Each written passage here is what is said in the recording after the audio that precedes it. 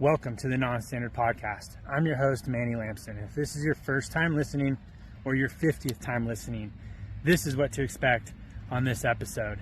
We dive into the concepts of developing your leadership toolbox.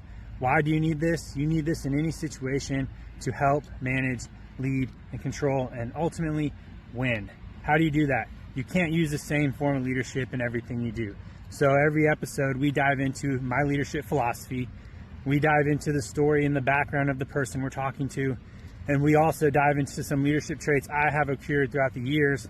And then we also follow it up with a book review at the end. So you're getting a wide range of leadership topics and traits that you can add to your kit. So without further ado, let's go into the recap of this episode. And afterwards, if you love it, like it, share it, follow it, give us some feedback, because we're only just getting started. Good morning, everybody, and welcome back to another episode of the Non-Standard Podcast. I'm your host, Manny Lampson, and today I'm joined with Joey Sawyer. He is a Chief Navy Counselor, currently stationed on the USS Baton in the U.S. Navy. Again, what's amazing about him is the career. We talk about a little bit about his journey. I'm not familiar on the Navy side, so it was great to learn how they progress through their career, how they learn professional development, and what he is bringing to the table. He has an amazing background, just an amazing journey. And one of the reasons we connected is his continuing journey for leading by example, especially going out into the fitness level now. But a couple of the other traits we talk about are always be learning, which is a huge one. That's usually my number 5th on my pedestal out of my 4.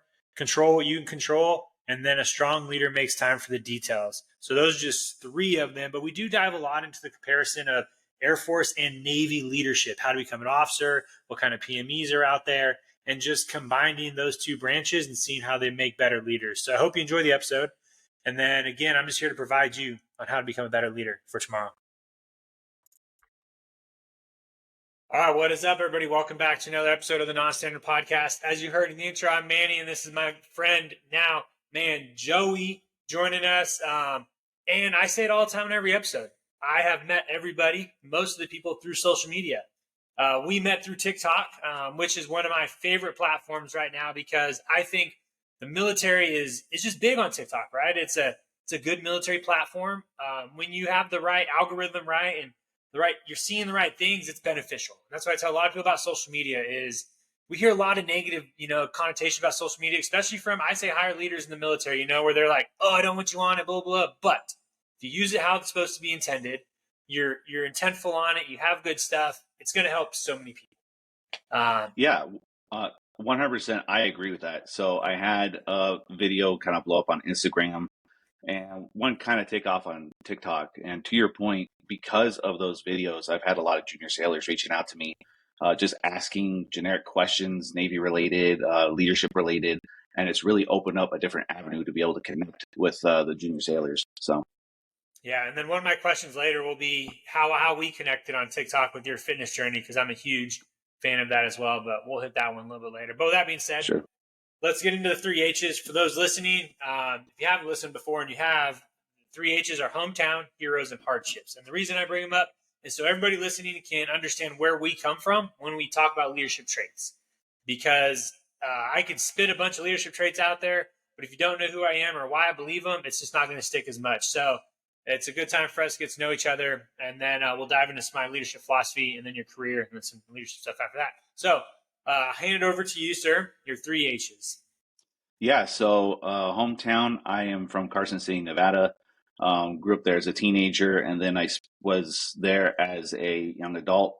Actually didn't join the Navy until I was 25. So I had a little bit of life experience before coming into the Navy. I was already married.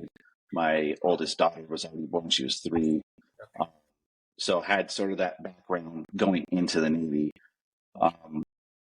For my 2 heroes, I've got a professional one, and then I've got more of a personal one. For professional, a gentleman by the name of Mike Brantley, he is actually one of my leading petty officers on my 2nd ship. And I, for lack of a better term, I wouldn't say idolize him, but he was like that perfect role model in that he was super fit. He was super on point with instructions, maintain the standard to a T. And his core belief was, I can't lead or instruct others if I'm not upholding that standard myself. And so I credit a lot of my leadership styles off of him because, we kind of learn from those that we would like to become, emulate their leadership styles. And he's actually currently a counselor at USNCC, United Service, nope, U.S. Naval Community College. Gosh, that's always a tongue twister for me. Anyways, and the second hero, really three, but my grandfather, who then trickled his leadership styles and philosophies to my father and then passed them down to me. My grandfather, Joseph Sawyer Sr., was a sergeant major in the U.S. Army, served during Vietnam era. He's pretty young, but he has always instilled, to my dad and then to me, just sort of those very basic human principles as far as just treating each other the way you want to be treated, and just being a decent human being all around. And I've taken that to heart as I have progressed throughout my Navy career and developed my own leadership style. And then for my hardship, which is personal, but it's also related currently to current times. So I'm hopefully going to be in the process within the next few months of transferring to San Diego. I've had verbal PCS orders to San Diego for about 8 months. And because of the current lack of government funding, I'm waiting for a continuing resolution before Navy Personnel Command will actually cut my hard copy orders. And yes, that affects me personally, but it's also affecting a number of sailors on my ship that are supposed to be rotating at about the same time. So now I have to open up that conversation with them as to what's going on. It's actually a learning opportunity because there's a fair amount of sailors that don't really, I wouldn't say they don't pay attention to the news, but they're just not aware of what's going on. And so it's a great learning opportunity for them, for me to be able to kind of explain how the government budget works, where our funding comes from for all these programs. And so, yeah, I can gripe about it myself, but I then can just turn it into a learning opportunity to be able to connect with them on another level. So, yeah, I think that's an important thing to remember with hardships is you can help people learn from them. Obviously it's very difficult to go through hardships, but being able to take the best out of it, right, and learn from it and then teach it to others is so important, and in the flying community, we have a lot of obviously instruction that goes on in our jet to where we do a lot of the same tasks over and over again. And I've seen instructors I fly with, and if they're flying with new people, they're gonna be like, "Oh, this guy's gonna make the same mistake as the other person. Watch this." And I'll be like, "Well, why do you want to watch them do that mistake where it's gonna build that bad habit in them? If we're gonna learn from these mistakes, like tell them what you did in the past. Hopefully they don't do it, and then they can work on other things to make them better." Then I always talk about, when I failed out of the TACPO selection last year and how I translate that to a more positive impact. I just tell people like, hey, what I learned from it was there are ways to go do other jobs in the military, right? How to cross train, how to do this. Same as commissioning to an officer. I tell that story all the time because I get so many messages. I'm like, how do I do this? How do I do that? And even though that wasn't a hard ship, it was just an opportunity in a time where it wasn't standard. And so I always try to, and that's why I love social media, to share those journeys. And so when somebody's going through that thing, at least they have somebody to ask that question to. Some of these airmen or seamen, they don't have somebody right next to them in their office per se, but it's just so easy to go on social media and just ask somebody you've never met before, like, hey, I see you commissioned. What'd you do? And then you open those resources. For sure.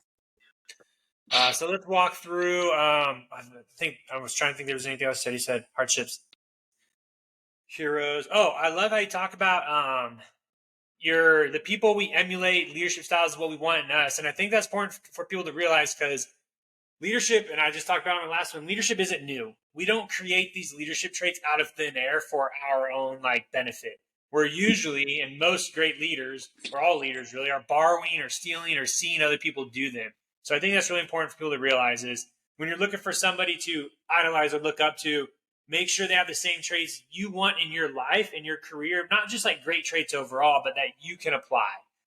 Because we talked about it on my last one where there are probably great leadership traits out there that I could use, but are they benefit to me? Maybe not. So that person I'm not idolizing right now, so there's going to be different people throughout your career where you're trying to get to. It's like, if I want to get there, what are they doing? And that's a great thing to remember is, hey, if you want to get somewhere great, just find somebody else that got there and just do what they did. That's It's one of the easiest Make it things till to you make it. Yeah. And then once you have your routine and habits down, it's not, you're doing it now and you're just on that mission. For sure.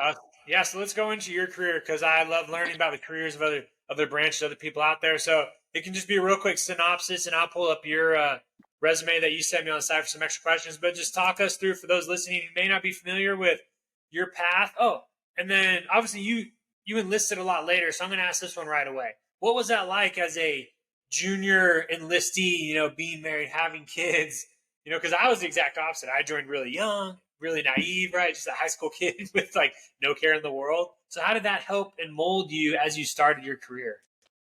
Well, I'll tell you what, when I first was looking into joining the military, again, I joined when I was 25.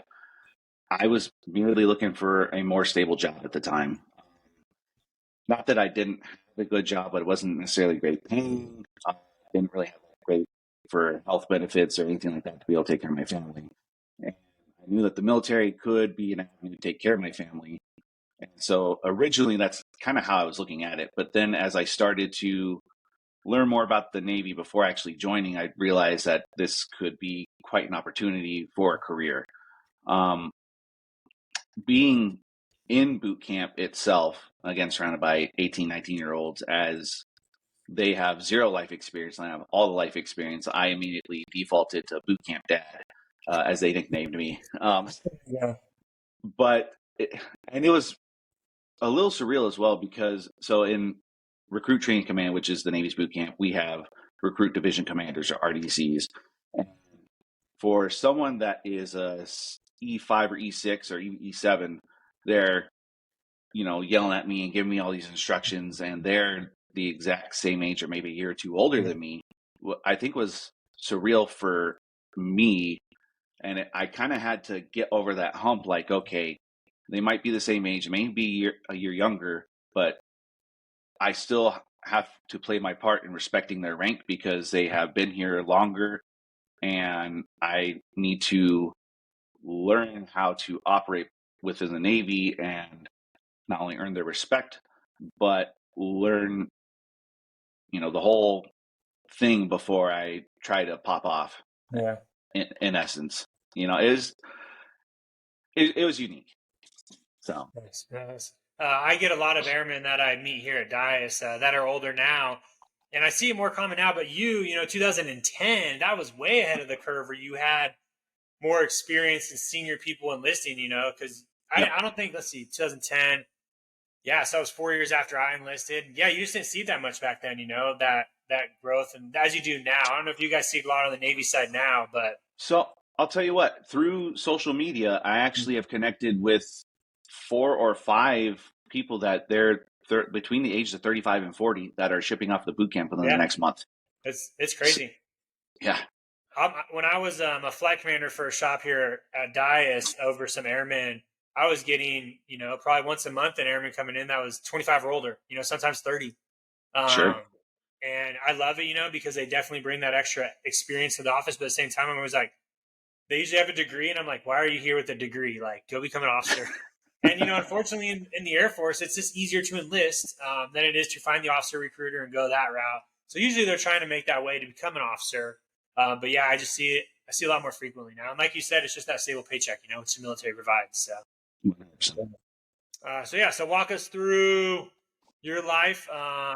And what's led you to where you are. Yeah. So very brief synopsis. I came into the Navy as a ship serviceman, or SH. They're actually now known as retail service specialists. They did a name change several years ago.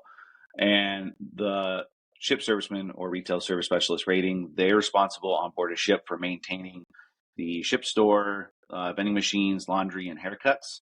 And so I enlisted May 2010, went through the SHA school, or advanced training school, in Meridian, Mississippi.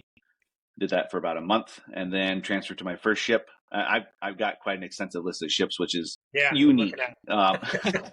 So I'll very quickly rattle it off. So first ship, USS Dubuque LBD-8, from August 2010 to June 2011. That ship decommissioned.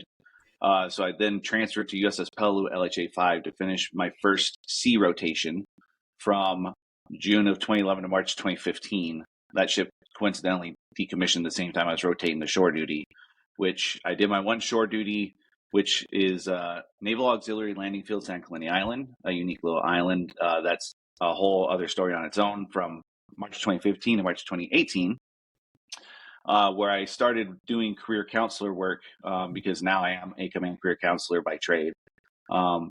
Transferred from San Clemente Island to USS John Paul Jones, DDG 53, April 2018 to about August 2020. It was on that platform I advanced I was at E6, and I actually converted to the Navy counselor rating. So then they call it cross-decking, where you kind of split tours to USS William P. Lawrence, DDG 110, from August 2020 to November 2021. And from there, I did a back-to-back sea duty to the USS San Jacinto CG-56, which is where I put on Chief Petty Officer. I served on there from December 2021 to September 2023. That ship decommissioned. So now I'm on my current command, USS Bataan, LHC-5. So between all those duty stations, most of it was in San Diego, a few years in Hawaii, and I'm currently in Virginia. So okay. Yeah, that's cool. That's really cool. So some of the highlights he skipped over, right? So graduated top of his class, awarded Sailor of the Year.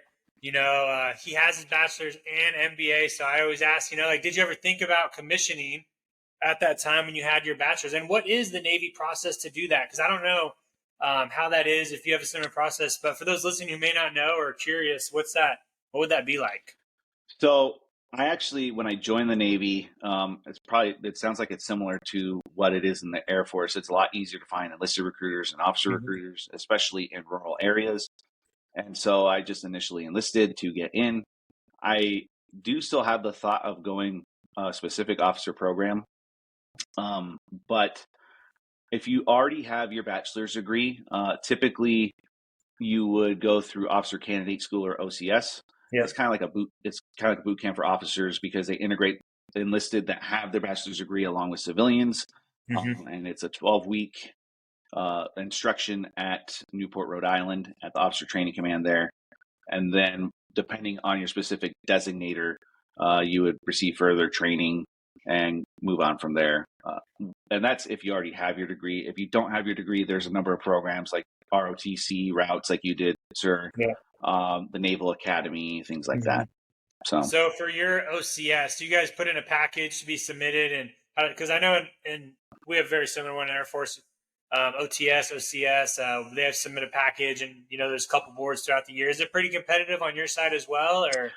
Yes. And from year to year, it seems that some of the requirements change. It could be like 1 year they allow up to age 35 for a specific designator, and then next year might be age 32.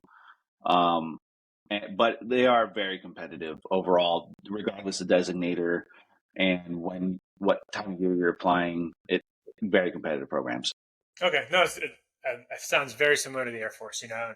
When I thought about commissioning, when I was an A1C, E2, E3, senior airman, there is the OTS route, but I didn't have any college. So for me, it was a given. I was going to do ROTC and get out and go to college. But the airmen I talk to now, I just know OTS is just so competitive. And I always feel bad for some of these airmen I want to commission, because they're just squared away airmen. They're ready to become officers, and they have to go through this process where they'll be like, or my paperwork was lost, or it didn't get signed by this person. And that's where I'm always like stung by the process of the military, where we have these great people, but we're limiting them based off of a process that is just, it's tough, and sometimes it's flawed. Sometimes you don't get seen, and it's crazy.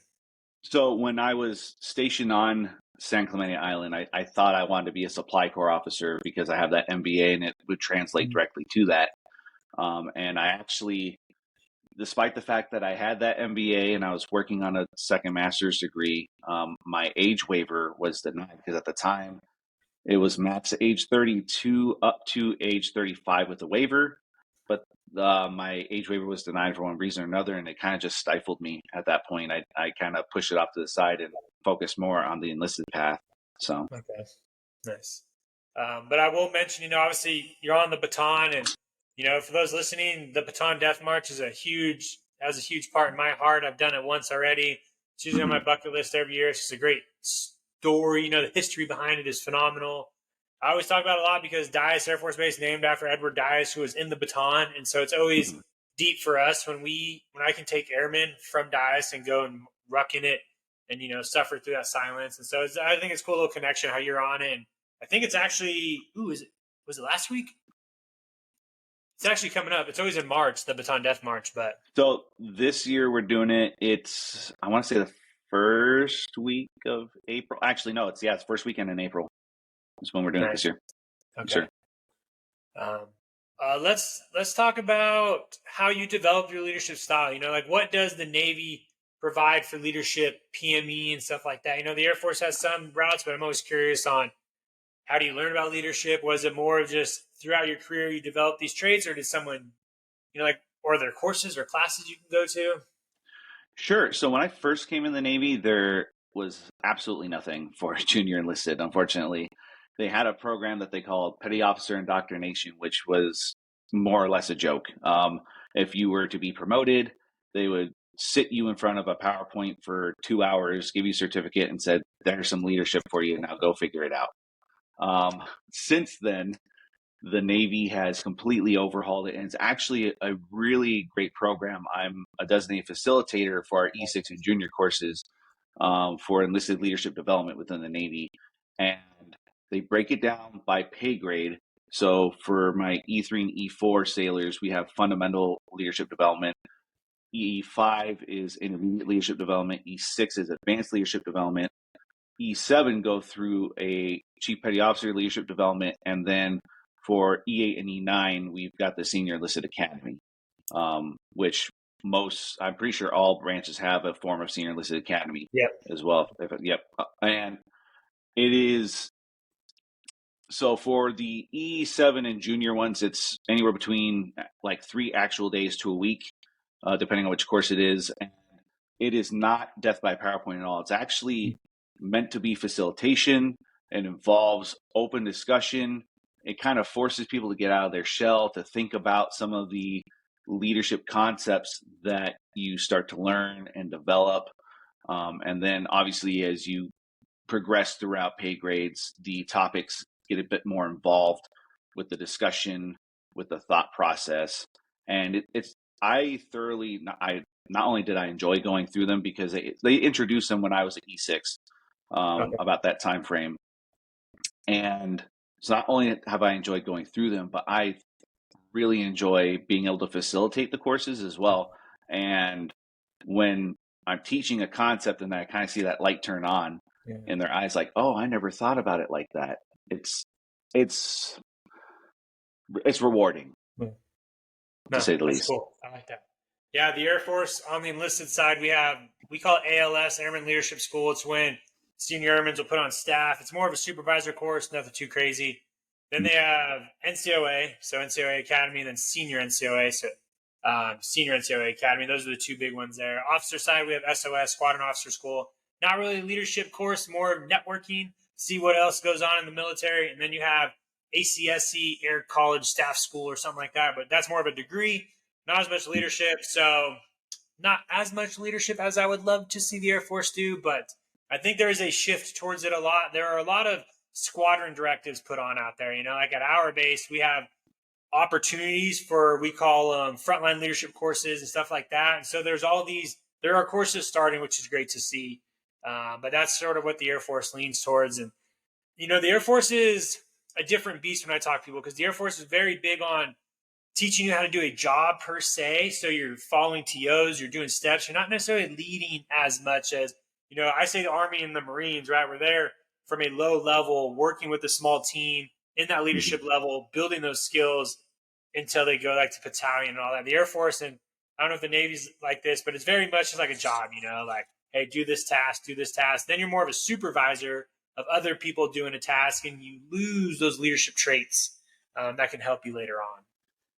I think, some of that does get lost in translation, especially, you've got senior leadership, they're coming up with the departmental plan of the day, and then it gets filtered from the chief to the first class, hey, I'm delegating this to you, get it done. And the first class will pass on to the second class petty officer, who's usually like a work center supervisor. And then can devolve from that point. So I get that. Okay, nice. All right, cool. Let's dive into my leadership philosophy, and then what we'll do is I'll have you talk about maybe one that sticks out to you that you think you're really good at, and how somebody could do that, and then one you may need to work on for those listening on how to do that. Sure. So my leadership philosophy, I established it about 2 years ago. Going through ACSC, one of our courses is a leadership course, and you're supposed to get ready to brief your next command on how you're going to lead. And at that time, 2 years ago, I was deep into leadership. I was loving it. I was reading all these books. I was losing all this weight. I was just like eating it up. I was building my leadership belt. And I was like, oh, this is going to be cool. And so I got my 4 leadership traits: lead by example in all you do. To be selfless, you have to be selfish. Build relationships based off trust and care. And then challenge the road in front of you by getting comfortable being uncomfortable. And to me, they're like a pyramid, right? So I can't do one without starting by lead by example, and it sort of trickles down. So out of those 4, which one did you hear you do pretty well, and how could somebody do that as well? I think just kind of like you explained it. So in order to be comfortable, you got to be uncomfortable. Mm-hmm. I believe I have embraced that to a fault. I'm always willing to I think one of the most uncomfortable situations that I initially faced was when I would have a sailor come talk to me, and, I'm supposed to be like a subject matter expert on all things career related. And they would say, hey, Chief, I'm trying to do this with my career. What do I do? What advice do you have? And I don't know everything. Yeah. Flat out. There's just too much knowledge. And I usually go about it one of 2 ways that I have to learn. I'll look at the sailor in the face. I'll say, look, I don't know the answer. And depending on how much time they have, I'll say, here's where you can find the resource. I'm going to, study the resource as well. And then we're going to come back together at a later time and discuss. Or if they got the time, I sit them down next to me. I say, look, here's where the resource is. Let me break it down for you. That way we can both learn together and get comfortable with this together and move forward. Nice. That's So, good. I really like that way of answering the I don't know question, because the way I'm going to start doing it the way you do it now is the way I would usually do it is, one, if I don't know the answer, I'll find somebody who does, right? Like and I just made a video about this networking, right? Like that's why I love networking so much, because I don't have the answers to everything, and I get a lot of answers from airmen, and I will literally tell them like, dude, I don't know the answer, but give me like 9 minutes. I will go find somebody and put you in contact with them. That's the least I can do. Or I will, if I know where it's at, I'll be like, hey, let me go dive into it and figure it out. But I like how you still keep them involved. You either go, hey, let's just pick a time maybe and meet together and dig through the resources, or both of us go look at the resource. And I like how you bring the follow up back in. I think that's really important. I think that's what's lost a lot in these conversations with I don't know, is that follow up. well, and I really like doing that because I guarantee that this one person isn't the only person with that question. So if I Oh can yeah. show them where to find that resource, they can take that back to their work center on the ship. And then the next sailor that has a question within their division, now I've got someone else that can help me help them, you Yes, know? that's huge. Now, out of those 4, which one is difficult for you? And then how would you probably want to get better at it and teach somebody else? So I am definitely not a selfish person. I never have been. I've always been selfless to a fault. Even when I have a sailor come to my office, they could clearly see that I'm swamped.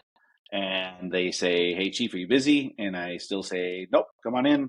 And now I've got another thing on my pile, even though, I genuinely don't mind helping sailors, but I sometimes have that hard time saying, no, I can't help you right now. And that kind of goes into being uncomfortable. I need to take that back to getting uncomfortable with myself.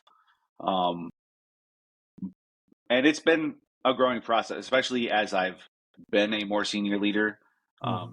Definitely as like a junior sailor, you're not necessarily like a yes man, but I was always trying to ensure that I was following instructions, doing exactly what my leadership wanted me to do.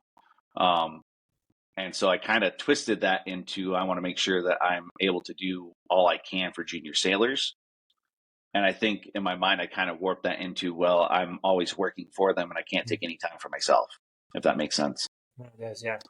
I guess, what do you do now to try to give yourself that time? Have you built any habits or routine, or so now that you have established it, right? You know it's Mhm. there. What could somebody do to, I guess, get better? So I know for me, and I don't know if this is the right answer, but you can create a little bit more time. I know you said, like in previous podcasts, how you kind of carve out time to be able to knock out some things so that way you can then focus, shift your focus back Mhm. on to being able to serve those. Um, but I've also recognized sometimes when I'm about to get overwhelmed, like I do kind of pump the brakes and say, give me just a few minutes. Yeah. I'll come back to you. And it's been a learning process. It's not an easy one by any means, but Yeah, I think when that situation arises, what people have to realize is if someone, like, say, a sailor comes in, you say, "Hey, I don't have time." If they know you and you've built that relationship with them, right, and you have that bond, they will understand. You're not just saying it to say it. They will probably be like, yeah. "Man, Chief usually has time, but he doesn't right now. He must be like super swamped." They're not just like thinking you're Yep. brushing them off. They will understand where you're coming from. And I think that's where, if you have those relationships, people, you can tell them those no's, right? You can let them know, like, "Hey, let me just get this done really quick." That way you have my full attention, right? Like, I'm not looking at my email while you're talking to me, which is very hard not to do. And I'm sort of Hmm. blessed because my desk in my office is actually nice like that, because I have my computer, and then when somebody sits down there over here, so I have to turn, right? They're not like Hmm. behind my computer. I have to turn and look at them to where I'm not looking at my computer. Yeah. But there are definitely times where if somebody walks in, like, I sort of give them this look, like just keep walking, and then come back in like 10 minutes. I'll try to clear this up. Sure. Um, but it is hard to do in this, service before self sort of atmosphere we're all in, where we're in a leadership role where we just want to give these answers. But yeah, I think what helped me figure that out, and I think this is going to be a great segue into the fitness world, is to be the best for those around me, I have to be the best. When I started my journey, I realized I wasn't the best physically and mentally for my family and those around me. Even though I was Mhm. doing pretty good in the B1, I was a pretty good aviator, but I wasn't the best. And sometimes you have to be humbled, right? Like, you have to look back and go, "Man, where am I lacking right now?" And one of those is just my lifestyle. And so that's where I had to really dive into focusing on me. I did 75 hard. I did all this fitness stuff for a few years, but now that I've built those habits and routine, like, people know me now. They're like, "Dude, when Snare like has time for you or is like going to the gym, like, don't mess with him if he's going to the gym, Mhm. because he has it planned." Like, I schedule all my gym sessions every week on Monday when I come in and I look at my calendar of meetings. I schedule out like when I'm going to go to the gym so people know it's a priority to me. But I also make sure I schedule out the time for everybody else, like for my family, for my work, for my airmen below me, for those I supervise to come in and chat. And I think that helps as well. So we met through fitness side of TikTok. I saw you starting your journey. What got you down that road? And like, what put you down there? Well, I'll tell you what, it's twofold. So one's personal and then one is professional related, right? So it got to a point where late in December, I was, this is super embarrassing, but it's super true. I was bending over, sitting down to tie my shoe, and my stomach was pressing so hard against my leg that I was having a hard time breathing. And I kind of had that, oh crap, realization, like, this is serious and I probably should be serious about trying to lose some weight. And then in almost an instant, it clicked to me, like, if I'm seeing myself like this, how are junior sailors seeing me? You know, I could be the most professional chief in the world, but if I've got, a double dad bod, how serious are they actually taking me?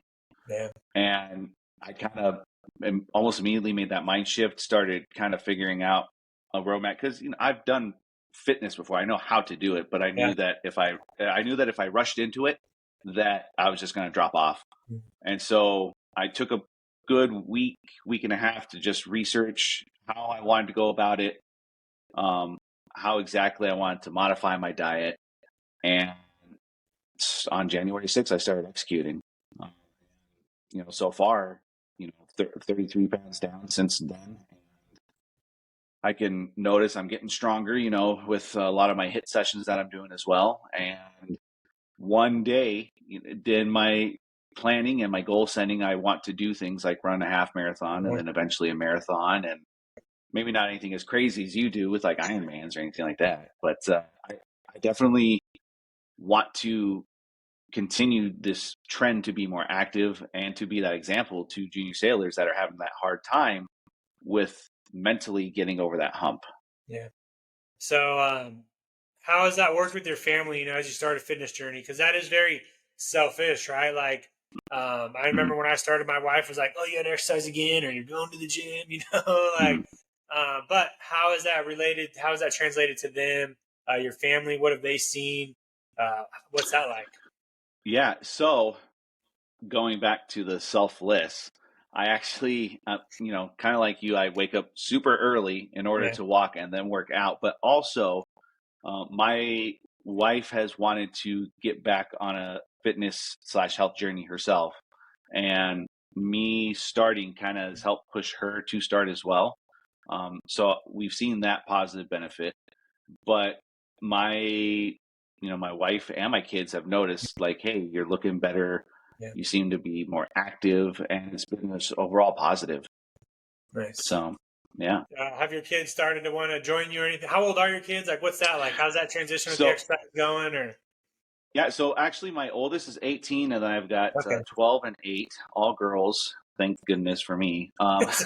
Busy. But so my 18-year-old actually, she had talked about wanting to exercise for some time, and then she saw, I don't know if it was coincidental or if she saw that I was actually serious about it, but she now goes to the gym fairly regularly, 4 to 5 times a week, and has been trying to cut out junk food. So yeah, nice. I like to think that I'm the influence, but maybe I'm not. I don't know.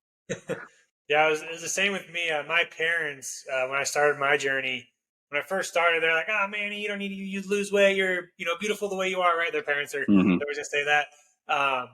But I would always talk to them like, "Hey, mom, dad, like you guys should start doing this." And they're like, "Oh, we're fine. If we die, we die. Whatever generation boomers say or whatever." So, Yep. but then they started losing a lot of weight. My dad's lost like 50 pounds. My mom's lost like 30. Oh, wow. They That's cut awesome. out all the sugar, processed foods at their house. My dad quit drinking, which was phenomenal. He's like me. We quit, but we only drink on like rare occasions. But he stopped. But they have yet to say like, "Hey, man, it's because of your journey." But I think just like you, when they see the impact it has, and we've been telling them because of our kids, right? Like, Oma, Opa, if you guys want to be there for Connor and JoJo, like we are very active. Mm-hmm. We need you to be active. Sure. But I just never thought my parents would do this, and I credit them because they are 60 years old, and they just now started their journey. So there is no like too late to live a better life. And so it's really cool. No, yeah, 100%. That's awesome. Yeah. Let's talk about on the military side. So how is that transition? What is it like? What's that?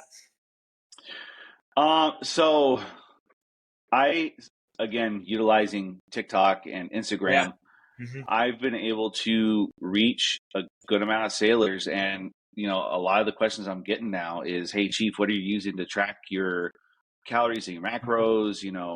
What exercises do you recommend? I'm getting questions about like our Navy physical fitness assessment, like how would you prepare for it? And it's just kind of opened up a new world that I normally wouldn't have talked about it, even 2 months ago, up until this point in my career. Because while I maintained some level of fitness, I was never like that guy, that role model that people are looking at. And so it's been very interesting, very humbling. And I feel that it's making probably a bigger impact than I realize, because again, I just, this whole world of social media is still so new to me, and it's just crazy. Yeah, what was that like for you going down the social media path? Obviously you are a little more experienced, so you get on these platforms, you see all this stuff. What was that like? Because I can only imagine, me being a major, I've definitely had leaders question me being on social media. Heck, I was thrown on the Airman NCO page for a post I made that I had to take down due to my mustache and stuff like that. And so that was like the negative connotation, right, of social media, where people can like perceive what they want and then put me on blast per se. But how's that going with that? Yeah. I originally started my channels just to have some sort of a / accountability partner for myself. And then it morphed into this. Yes, I'm still using it so I can have an entity make sure that I'm staying on track for me, but it's turned into sort of that mentoring piece where I'm providing advice and feedback and all that good stuff.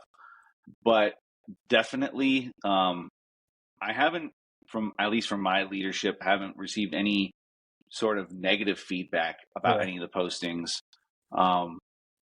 Because I was real careful, there's the DOD and then the branch specific playbooks. Mm-hmm. I read that thing cover to cover like 5 times before I start posting anything. Yeah.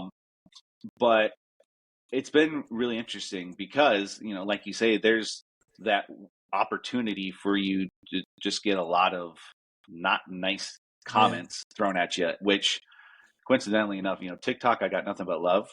But Instagram, the couple of videos that have blown up, it's like 50-50. It's either super positive or super not positive. And just go read some of those comments and you'll see what I mean. I'll have to follow you on Instagram. I don't think I follow you yet on Instagram, so I'll have to hit you up. Yeah, sure. That's cool, man. I love it. One of the things you just mentioned on social media was the accountability part. Oh, man. Mm-hmm. People don't realize the reason I post so much is for my accountability. Like, the reason I post my goals, I post when I'm going to do certain events, I post my transformation stuff is my accountability and that's why I love like Facebook has memories, right? Phenomenal accountability tool right there. But I do it for myself. I will get on a story and be like, hey guys, like for my 4x4x48, right? Like, hey, I'm going to do it this weekend. Here's my accountability. If anybody wants to run with me randomly or whatever, let's do it. And so when you said your accountability, I was like, oh, cool. Like I love that because that's what the tool can be used for. 100%. Like, because in the past where I haven't succeeded is I haven't been accountable to anyone. I could just think about it. I might have the goal. I might write it down. Yeah. But if I'm not proving to anyone or having someone follow up on me, then what was the point? No, that's cool. I like that. Yeah. Yeah, that's great. Now let's dive into the 3 leadership traits you brought up, and I think we've already talked about a couple of them, which is great. Or I guess let's talk about them. So always be learning. That is usually my 4th one or the 5th one on my tree when people ask me. I tell people it's like an asterisk on my pyramid, always be learning, because I love it. I've grown so much from that. I'm getting uncomfortable, right? It goes right along with that. So what would you tell people about always be learning? Like, what does that mean to you? So again, kind of goes a little bit back on the professional side to you don't know everything. There's no way you're going to know everything. And you need to be open to being able to learn new ideas, new concepts, especially in this environment where things are constantly changing, right? You equate it to a lot of these, I call them old heads, where they learn one way and they're stuck in their ways and that's it. And you could tell that they're not up for learning new things. Yeah. And there's a lot of negativity that's associated with that, which junior sailors, I'm sure junior airmen are the same way as well. They're like, nope, don't want to deal with that. On the personal side, I'm continuing my education, right? I sent you a little bit. I'm actually a doctoral candidate working on my doctorate in business administration with a human resource cognate. 1, because I just genuinely love it, but 2, because I'm always seeking to learn and study more, because there's just so much out there to continue to develop. And even beyond an education, right? There's just a world of knowledge that's out there. Yeah. It's crazy. One of my favorite sayings is, if you're the smartest person in the room, you're in the wrong room, which is really hard in the military to tell people that, because we're in a profession, right? We want to be the best at our job, and flying the B1 is just like that. I will be around so many flyers that are just like the best in the B1, and that's all they care about. That's all they want to do. And I'm gonna be like, dude, like, I don't think you're as successful as you think by being just the best at the B1, Mhm. like I feel like it should be like a gut check. If you are in the room and you're not learning anything, that should be like, hey, let's go to a different room. So that's one of my favorite sayings. If there's smarts in the room, go to another room, or you shouldn't be the smartest, so try something else. That's cool. Yep. How would you teach a younger person who is focusing on their craft to learn as well? What would be some simple ways? Um, that's a good question. So someone that's in that position, I mean, you gotta stump the chump. No, I mean you just gotta. Sometimes you gotta figure out what their learning style is first and Yeah. foremost, right? Um, we know the basic learning styles. Some people are auditory, some are Yeah. visual, some are hands-on. Once you figure out how an individual learns, then you start to guide them. But then once they have the basics down, I like for them to be able to then teach you back, so to ensure that it actually sticks, right? That's a good way to be learning is to teach. That's Yep. a good way to say Yep. that. That is one of the, like I love teaching and I'm a learner like that. If I learn something, if I can, even if it's just like tell my kids how to do it, yet they don't know what I'm talking about. But if I can explain the steps, like how to drop a bomb in the B1, if I can say those steps to my kid, I will get Yeah. better at doing them in the jet, So there's Yep. that way of doing things. The one I was going to say was like a little curveball or just a softball. Was like, just go read a book, like Yeah. just go read something outside of your TOs or something where you're just learning, and it's a simple thing, simple as that, where some airmen are nervous to read because maybe they're just nervous to read. Maybe they just haven't read in a Hmm. long time, so they don't think they can read a lot. Like, you just got to read. If you start with a page a day, then that's all you have to do. Sure. Your second one was control what you can control. Ooh, another amazing one. Do you have any examples of this, or? 100%. So in the Navy, I like to tell junior sailors that nothing happens in the Navy until it happens. And the reason for that is when you are underway on a ship or you're on a deployment, uh, we are not back in home port until we are physically tied off to the pier and we are stepping off the ship. More often than not, the schedule can and will shift, and there's absolutely nothing you can do about it other than, I don't want to use the phrase embrace the suck because that's the common phrase. You just take it on the chin and Yeah. do your best to maintain a positive attitude. It's great to be able to plan, Yeah. but the plan's going to change, and all you can do is just embrace the challenge and try to maintain positivity about it and move forward. Nice. Yeah, one of the sayings we like to use is the enemy always has a vote. So like you can have the best plan in the world. Like obviously for us, we're going to strike a target, right? There's bad Yep. guys out there trying to defend it. So we may have the best black line plan, we call it, of flying our B1 in and dropping our bombs, getting out. But the enemy may move a threat, or the bad guy might go to another building, and so we have to be able to control what we control, which is okay. We're still flying the B1. We still have a target. What are we going to do to drop the bomb? If I use that outside of the B1, my biggest thing is, like just keep it simple with weight. Like people always tell me, like, man, I'm on a TDY, I can't eat well. I'm like, dude, you literally control what you put in your mouth. Like, I don't care what Yep. you say or where you are, no matter what food is around you. Don't tell me you've had a hard time eating your macros today because you are taking that food yourself and putting it in your mouth. So that's like the easiest way I can do control what you can control when it Oh comes yeah, to like big facts. fitness. Yep. But yeah, so yeah, roll with the punches, and because one of the things I've learned is life is always going to throw curveballs or change up the plan, right? Once you know that, once you know it's not going to go as you have written down, you're able to adapt easier and more and quicker. Like, yes, it Yeah. would be great to plan everything out, like you said, and have 100% path, but that's not going to happen. Once you Correct. get that out of your mind, that something is going to go wrong, you have to be able to adapt. When it happens, you're ready. And so that's one thing people have to realize. And that's why you can control it. You can control something's going to go wrong. So in the B1, we talk about contingencies a lot with our flying. What if a bomb bay is broke, or what if the target moves, or what if this happens? We plan on those contingencies. So if something like that does happen, we're not caught off guard. We can embrace it, we can shift gears and we can still execute. Yep. Nice. Your last one you have is a strong leader makes time for the details. A great, For sure. great philosophy. I hear it a lot in the Army side, get great at the basics. Would you have any examples, or what would you like to add to that one? I mean, I know we talked a little bit about it. We're kind of going back to how I would, show a sailor an example of, they're asking me a question and we're going to get to the nitty gritty. But also, it kind of goes down to the person as well, just understanding who they are, how they operate, what makes them tick. Because as leaders, if we don't know our personnel, we're not going to be able to properly lead them. Because I know we discussed this before in your podcast, like no two people are the same. So you cannot lead two different individuals the exact same. You have to be able to adapt. Yep. With that, kind of shifting it to more of a bigger picture, a lot of junior sailors, I'm sure junior airmen, may not realize why we're executing some of the missions that we execute.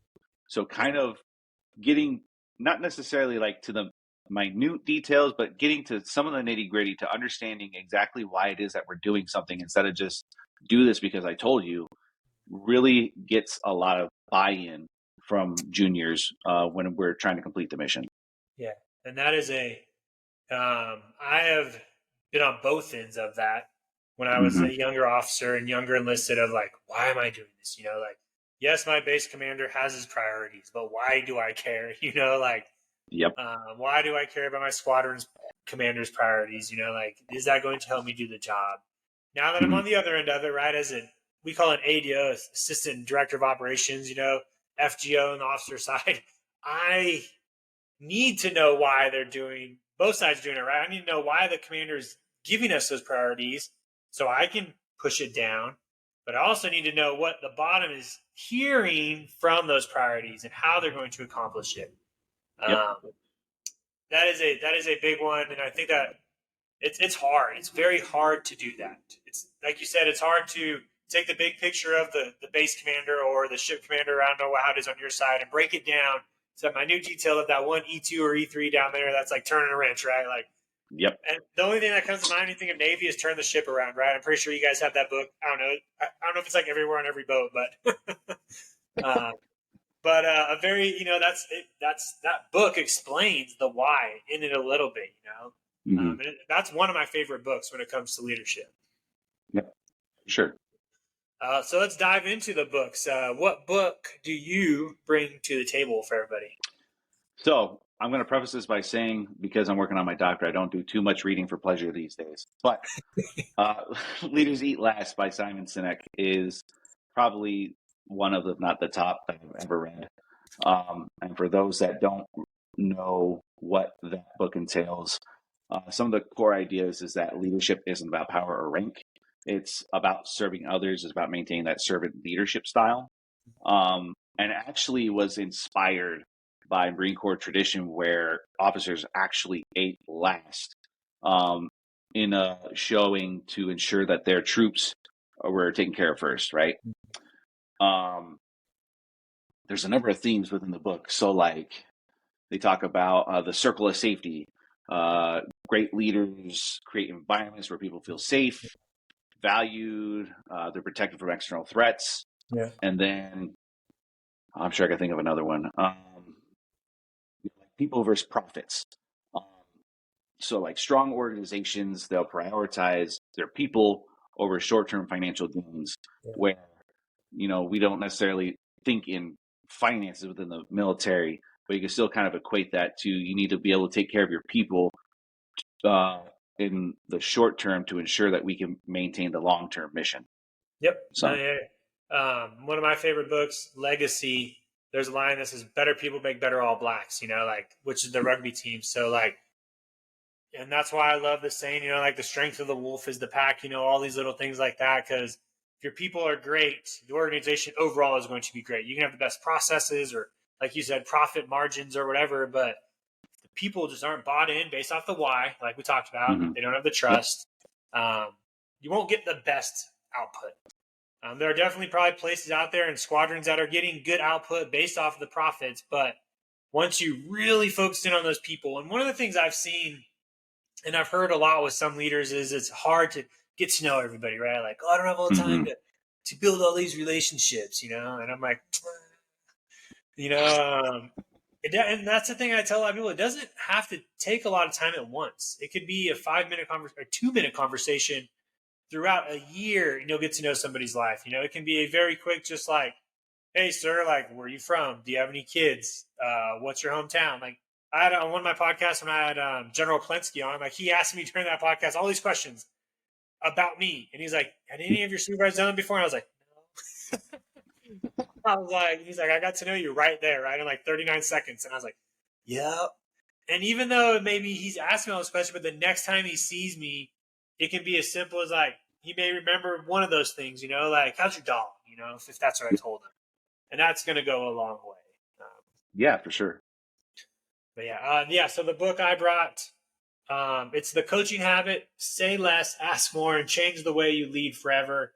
It's a very good book on tactically how to ask good questions, follow up, and have a conversation. Which for those of us who are like fast on our feet and move a lot, it's hard for us to really, I say, enjoy a conversation without adding our input, right, or giving our advice. A conversation really is one way I think of it. It's the person is starting it to get something from someone, but also to let that person talk. A two-way conversation is very hard because it's more of just chatting. If it's two ways like this, we're chatting. If I wanted a conversation and to get something, I would ask you an intentful question. I would listen to everything you had to say. I would follow up with it, and then it would break away with some sort of task being done. And so that's what this book has taught me. Like, hey, there's times where if I'm looking to get something from someone, I need to know it's not about me. I need to ask the right questions to open them up. So it's got like 7 questions you ask to build that conversation. So a really good book to just get started. And it's one of those books where I got to start implementing, and it's nerve-wracking because the questions are so thoughtful. And I'm like, man, because it challenges me, to get out of my comfort zone of how I talk to people, where I may be the one talking all the time, but to sit back. That's good. I'm gonna have to check that one out as well. It sounds interesting. Yeah. Do you have any parting shots? Anything that? Oh, did you said you had a couple questions, right? Or Yeah, I do have one question, just out of general curiosity. So, in the Navy, one of the charges that chief petty officers have is to train and mentor our junior officers, right? And my question for you is, in the Air Force, have you ever had, as an officer, have you ever had enlisted personnel train or mentor you? Like, could you give it a specific example of something like that? Man, all my mentors right now are enlisted members, which is really cool to say. Hmm. The flying community is not good at mentoring, only because we are so small. My mentor would be my squadron commander, who is super busy. So it's not on their fault. It's just the way our supervisory leadership works, where if I'm a young flyer, usually we think of mentors, right, as somebody above us, right, a peer. And so we lack that mentorship in the flying community because they're either your instructor or they're your commander, who's your peer.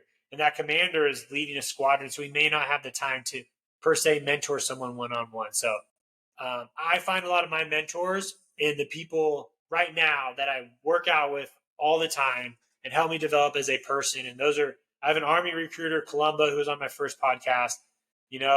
People I've had on my podcast are like my mentors, because I've learned so much from them.